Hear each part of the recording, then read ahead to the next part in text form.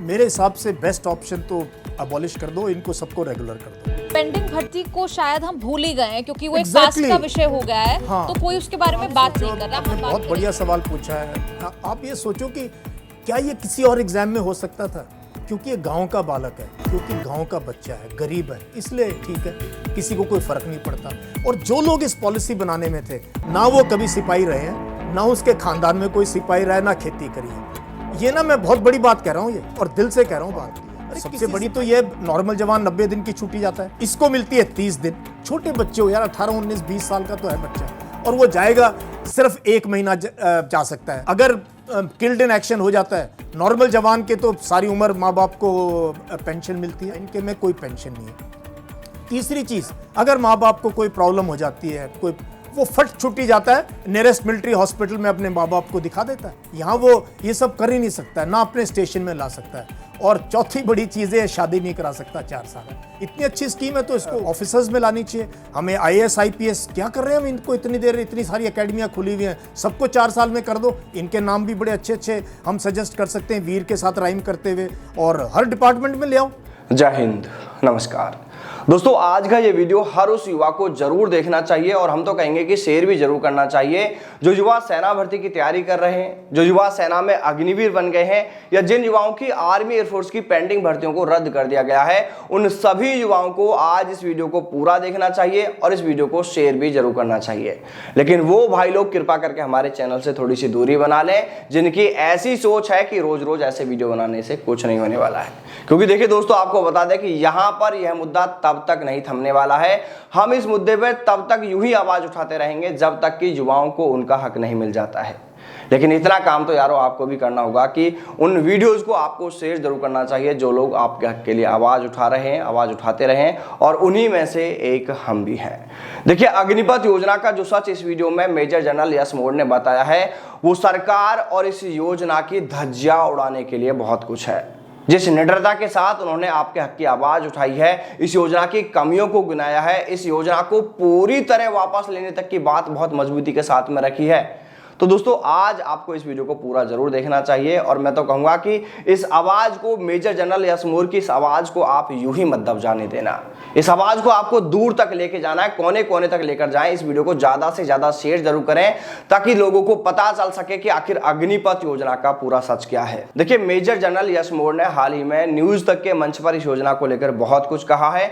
उन्होंने न्यूज तक से बातचीत में एक उनके पत्रकार के सवाल के जवाब पर कहा कि वो जो ये कह रहे हैं ना कि अग्निपथ योजना से सेना यंग हो जाएगी, सेना में अच्छे जवान शामिल हो जाएंगे, सेना में क्रीम जवान रह जाएंगे, बाकी बाहर हो जाएंगे, तो वो कहते हैं कि ऐसा कुछ भी नहीं है, बल्कि इसका पूरा उल्टा हो रहा है। वो कहते हैं कि पहले जब सेना में परमानेंट भर्ती हुआ करती थी, तब युवाओं में ऐसी सोच थी, युवाओं की पहली पसंद सेना में भर्ती होना हुआ करता था। दूसरे नंबर पर पैरामिलिट्री फोर्सेज, और फिर तीसरे नंबर पर स्टेट पुलिस में वो ट्राई करते थे। लेकिन जब से अग्निपथ योजना लागू हुई है, तब से एकदम पूरा इसके उलट हो गया है। युवाओं में पहली पसंद अब स्टेट पुलिस की भर्ती हो गई है, यानी जो क्रीम है वो स्टेट पुलिस में जाने के लिए ट्राई कर रहे हैं। इसके बाद पैरामिलिट्री फोर्स, और फिर तीसरे नंबर पर युवा अग्निवीर योजना में ट्राई कर रहे हैं। और फिर जिन 75% को देखिए ये 4 साल बाद बाहर करने की बात कर रहे हैं कि वो बाहर हो जाएंगे, तो वो बाहर होने वाले अनफिट बिल्कुल नहीं है। वो कोई कचरा नहीं है, वो कमजोर नहीं है, क्योंकि वो भी सेना के तमाम भर्ती के मापदंडों को पूरा करके उन पर खरा उतर के ही तो वो सेना में भर्ती हुए हैं। फिर 4 साल बाद वो उन 25% से कमजोर कैसे होंगे जिन 25% को आप परमानेंट करेंगे और बाकी 75% को आप बाहर करेंगे। वो कहते हैं कि अग्निपथ में जो सर्विस कंडीशन है वो बिल्कुल भी सही नहीं है। एक परमानेंट जवान को 90 दिन की छुट्टियां, जिसमें 60 दिन की एनुअल लीव और 30 दिन की कैजुअल लीव, और उसी परमानेंट जवान के साथ में कंधे से कंधा मिलाकर ड्यूटी करने वाले एक अग्निवीर को साल में सिर्फ 30 दिन की छुट्टियां। वो अग्निवीर एक बच्चा ही तो है, 18 साल, 19 साल, 20 साल का एक बच्चा, एक नौजवान है। वो हाई एल्टीट्यूड में तैनात है, वहां पे ड्यूटी कर रहा है, उसे सिर्फ 30 दिन की छुट्टियां। इतना बड़ा भेदभाव। एक परमानेंट सैनिक अगर शहीद हुआ तो उसके परिवार को पूरा जीवन पेंशन व कई और लाभ मिलेंगे, लेकिन अगर उसी के साथ ड्यूटी करता हुआ एक अग्निवीर शहीद हो जाए तो उसके परिवार को ना तो कोई पेंशन मिलेगी और ना ही कई और ऐसे लाभ मिलेंगे जो एक परमानेंट जवान की शहादत पर उनके परिवार को दिए जाते हैं। परमानेंट जवान के अगर माता पिता को कुछ दिक्कत हो जाती है, कोई बीमारी हो जाती है, तो वो जवान छुट्टी लेकर घर जाएगा और अपने नजदीकी मिलिट्री हॉस्पिटल में जाकर अपने माता पिता का बहुत अच्छे से इलाज करा सकता है। बड़ी इज्जत के साथ उनके माता पिता का वहां पर उपचार और उनकी देखभाल होती है। और अग्निवीर के माता पिता, अगर उन्हें कुछ हो जाए तो वो क्या करेंगे? नहीं, उनके लिए मिलिट्री हॉस्पिटल में इलाज की सुविधा नहीं है, यानी वो अपने माता पिता का इलाज मिलिट्री हॉस्पिटल में नहीं करा सकते हैं, उनके लिए यह सुविधा भी नहीं है। और तो और अग्निवीर 4 साल तक शादी भी नहीं कर सकता है। अग्निवीर को 21,000 रुपये वेतन मिलता है और परमानेंट जवान को 35, 40, 45 हज़ार तक सैलरी है। अगर सरकार ये कहती है कि ये योजना बहुत अच्छी है, तब तो फिर इस योजना को सभी के लिए लागू कर देना चाहिए। या तो सरकार इस गैप को खत्म कर दे जो ये अग्निवीरों के बीच में वेतन को लेकर है, छुट्टियों को लेकर, शहादत पेंशन को लेकर है, या तो ये सभी जवानों और अग्निवीरों के लिए इन चीजों को बराबर कर दिया जाए, या तो फिर इस योजना को सभी के लिए लागू कर दिया जाए। जिस पर एक पत्रकार फिर से एक सवाल करता है और कहता है कि जनरल रावत साहब भी तो ये कहते आए थे कि सेना कोई रोजगार का साधन नहीं है, यहाँ सिर्फ देश सेवा के लिए आए, नौकरी की भावना से बिल्कुल ना आए, नौकरी अगर आपको करनी है तो किसी दूसरे फील्ड में जाए। तो जनरल यशमोर पत्रकार को बीच में ही रोक देते हैं, टोक देते हैं और कहते हैं कि ये सब है ना कहने वाली बातें हैं। अगर ये योजना इतनी ही अच्छी है तो फिर इसे सभी फील्ड में लागू कर दो ना। इसी योजना को सेना में ऑफिसर्स के लिए भी लागू कर दो ना। सिर्फ सेना में ही क्यों, सिविलियन जॉब में भी इसी स्कीम को लागू कर दो ना। IAS, IPS इन सभी के लिए भी ऐसी योजना बना दो ना। योजना का नाम अगर आपको चाहिए तो वो हम बता देंगे। इतना ही नहीं, इस स्कीम को तो फिर पैरामिलिट्री फोर्सेज में भी लागू करना चाहिए। क्यों सिर्फ अग्निपथ योजना लागू करके सेना के जवानों के साथ मजाक किया जा रहा है? वो कहते हैं कि कोई भी जंग सिर्फ जवानों के दम पर जीती जाती है। कोई जनरल, कोई कोर कमांडर या डिविजनल कमांडर लड़ाई नहीं जीत सकते हैं, ना वो लड़ाई में होते भी हैं। लड़ाई जीतते हैं सिर्फ हमारे जवान। अब अगर उन जवानों में आधे जवान ऐसे हों जिन्हें यह पता ही नहीं है कि 4 साल बाद उनका क्या होगा, वो सेना में रहेंगे नहीं रहेंगे, तो क्या वो ऐसी स्थिति में अपना सर्वोच्च देश के लिए दे पाएंगे? वो कहते हैं कि जो युवा अग्निवीर बन गए हैं वो सेना में बहुत दुखी हैं, बहुत अफसोस करते हैं। वो सेना में जवान नहीं है, वो एक अग्निवीर हैं। एक जवान अलग है, एक अग्निवीर अलग है। यहाँ पर सेना के जवानों के बीच में ही कैटेगरी बनाकर रख दी है, 2 कैटेगरी कर दी हैं।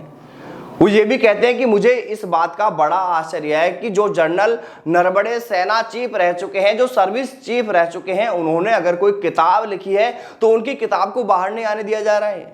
लेकिन उस किताब के जो अंश बाहर आए हैं उससे तो यही पता चलता है ना कि अग्निपथ स्कीम के बारे में सेना को ही नहीं पता था, उनसे कोई डिस्कस ही नहीं हुआ था। अचानक से इस अग्निपथ योजना को सरकार ने लागू किया है जो सेना के लिए पूरी तरह चौंकाने वाली थी। इसके अलावा उन्होंने यहाँ पर उन युवाओं के लिए भी पूरे जोर शोर से आवाज उठाई है जिन युवाओं की पेंडिंग भर्तियों को सरकार ने अग्निपथ योजना लागू करके रद्द कर दिया है। उन्होंने कहा कि जिस तरह आर्मी एयरफोर्स की पेंडिंग भर्तियों को रद्द किया गया है, युवाओं को ज्वाइनिंग दी जानी थी, किसी का एग्जाम बाकी था, किसी का रिजल्ट जारी होना बाकी था और सरकार ने उन भर्तियों को रद्द कर दिया।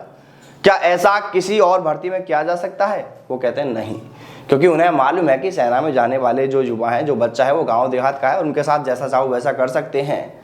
जनरल यशमोर ये भी कहते हैं कि जिन लोगों ने इस स्कीम को बनाया है, ना तो वो खुद सेना में सिपाही रहे हैं, ना तो उनके खानदान से कोई सेना में सिपाही रहा है, ना तो उन्होंने कभी खेती करी है, ना किसानी करी है, ना ही वो किसान हैं।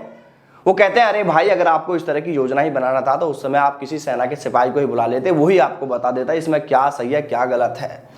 वो कहते हैं कि जिन 1-2 लाख युवाओं की भर्तियों को रद्द किया गया है, उनकी भर्तियों को पूरा किया जाना चाहिए था, उन्हें उनका हक मिलना चाहिए था।